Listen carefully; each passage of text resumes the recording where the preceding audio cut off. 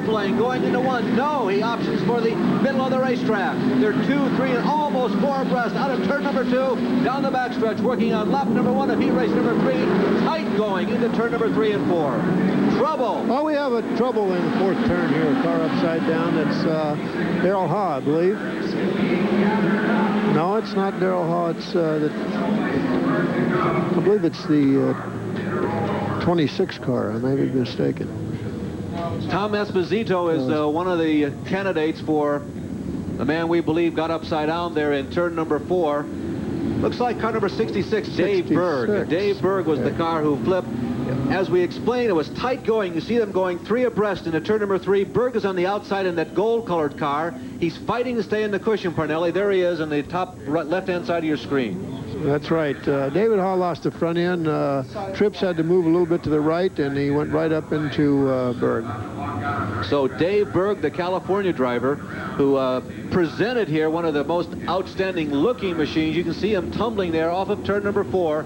He actually did it all by himself, Parnelli. He got out of shape. He bicycled. He might have gotten help once he got up in the air. Well, actually, Daryl Hall lost the front end, and then Trips had to move a little bit to the right, and then that made him have to correct up there, and that's where he just bicycled naturally by himself. Nobody really hit him, I don't think. So Dave Berg is out of the car. He is okay. We, of course, did not complete a full lap, so we'll have a complete restart, and Berg starting on the next to the last row, if you want to call Knopfsinger all by himself in the 6th row of cars as a row. Berg absence will not reshuffle the lineup, so Stan Fox and Esposito will once again go back up front here and comprise row number 1. And it looks like the groove on the outside is coming into play. Now near the end of the race, and you see the number 96, the black car of Wally Pankratz, working on John Kofer in the bright yellow number 66. Gardena, California, 1/4 mile dirt racetrack. We've had 15 cars qualify for the main event. Very competitive racer. That yellow car sliding frantically on the outside is Rusty Rasmussen. He is one of the strongest runners here on the West Coast, almost a perennial 2nd place in points. And running down on the inside is Larry Derwin. As Derwin gets out of shape, gets upside down on the backstretch. Derwin, Parnelli got down on the inside. You see the fuel spewing out. Yeah, I don't know if it's fuel, but anyway, it does have something coming out of the car. It's probably water. He got bumped around and got into the fence there. Larry Derwin, who last year was one of the most outstanding young drivers in West Coast racing. We're having a heck of a time getting this last chance race going. We began to talk about the racetrack.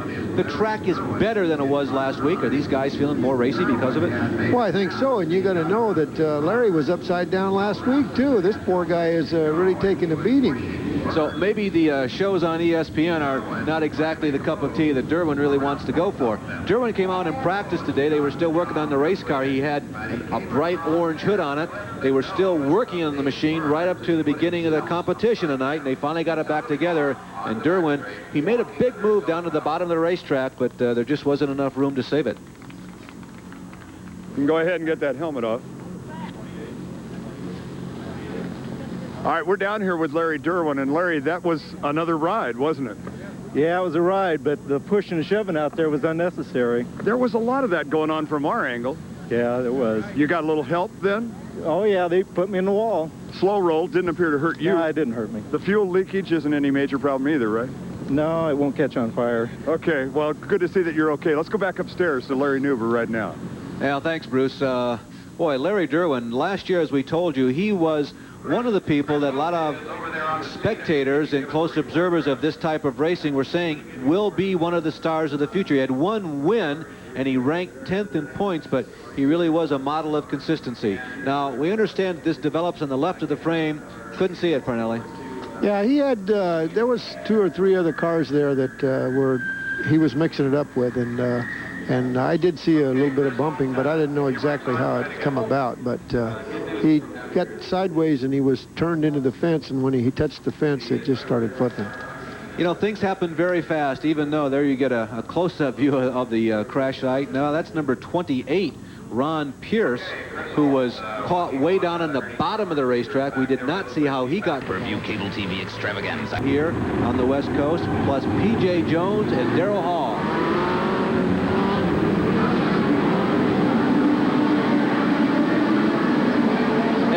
got a tumble, a double flip in turn number 4. One of them is John Kofer in car number 66. And I can't at this point see the number on the second car. I think it's Frank Lewis, isn't it? It does appear to be Lewis. It's a white car with blue and yellow trim, but Kofer really took a difficult tumble there. Now this develops in the back of the pack, Parnelli. Watch it from the top of the screen. Kofer goes around, you can see that yellow car, and Lewis comes by and smacks him as he is sideways, and they both go upside down. Yeah. John Kofer setting this one off in car number 66. Lewis's car coming back on all fours, but a real serious-looking crash there. Kofer getting smacked pretty good by Lewis as he came by. So this has been a night fraught with difficulties. We've had, what, 4 or 5 cars now get upside down tonight. They're really racing hard at Ascot. They really are. I'm surprised that many cars are getting upside down. Well, Bruce Flanders has been working very hard tonight. We've really kept him busy, and he's down on the crash site. Okay, we're trying to get him stopped right now. Hang on just a second for me, John. You're okay after that flip? Oh, yeah, it's just got a little sideways there, and lost it and went over. No help? You did it all by yourself? Yeah, pretty much. Okay. Seemed like it. All right, well, we're glad to see that you're okay. Okay, thanks. All right, so apparently he's done, but what's interesting, I don't know, can we pan on over here and see how many wrenches are now flying back down in this group as everybody's mechanic is out here, and the wrenches are happening. Everybody looking at the right rear tire, and there's a lot of activity. We'll try and get a better report on it, Larry, and get back to you in just a minute. Okay, thanks a lot, Bruce. You know, Parnelli, every sanctioning body handles it differently. We only have 1 lap officially recorded, and some sanctioning bodies say you can't touch the cars on a red flag, and others will give you a little bit of leeway. Yeah, that's depends on the rule, and of course the rule here allows them to work on the cars. They have to go to the work area over there to do any changes, so they can't actually do it out on the track. So they're pushing them over to this side and do the work over there. Parnelli, with 1 green flag lap and 1 half a green flag lap, can you really pick up something that you've worked all night long trying to set the car up for the main event, and you come out here in 1.5 laps, red flag, the crew swarms all over the car. Have you learned something? Oh, yes, definitely. You know, they've had a couple of laps there to stand on the gas, and they definitely learned something. And what happens is it's a long period of time from the time they run the heat race until the main event, and the track has really changed. And so this is the first opportunity they have to see what it is at the present time. You know, let's put ourselves on the spot. Bruce, if you're tuned in onto this, I'm just sitting here thinking that Vogler is not in this race and Tripp is not in the race. You got to figure that those are the 2 overwhelming favorites whenever we come out here to race when Vogler's in the contest. Oh, no doubt in my mind. The 2 of them, with them gone, it's an anybody's ball game type of a deal. And I'll tell you what, I would not bet against Tommy Estone either, gentlemen. I think he was sitting second at the time that we went red. Is that going to be your pick? Let's pick our suggested winners here. Is that going to be yours, Estone? If you're going to make me stick with one, then I'm going to go with Tommy Estone. There's a lot of experience there, and Estone can be double tough on a night like this. Now, Parnelli, your son was pretty harsh on you in that piece that we showed. Are you going to pick PJ or somebody else? Now, give us your head and not your heart. Okay, I'm not going to pick PJ. I think that Tommy Estone will probably be the favorite at this point. Anything could happen, though. I mean, you know, it's a long race, and like you say, we only have in 1 lap, and you know, you don't know what's going to happen. And there's many, as 4, 5, 6 guys that could win this race with ease. So you guys are going with Estone. Now, it would be the easiest thing in the world for me to go with Estone, too, because I figure I couldn't lose. But I'll tell you what, I'm watching Robbie Flock. Now, I'm going to go with Flock. So we got 2 votes for Estone and 1 for Flock. Now, those of you at home, you've got an opportunity also. Maybe Darrell Hall, the young driver, is going to hold on. He was injured very seriously about 3 years ago, and he and the family got together and decided to make the decision he wanted to go racing. So he's out front. He's running very strongly here.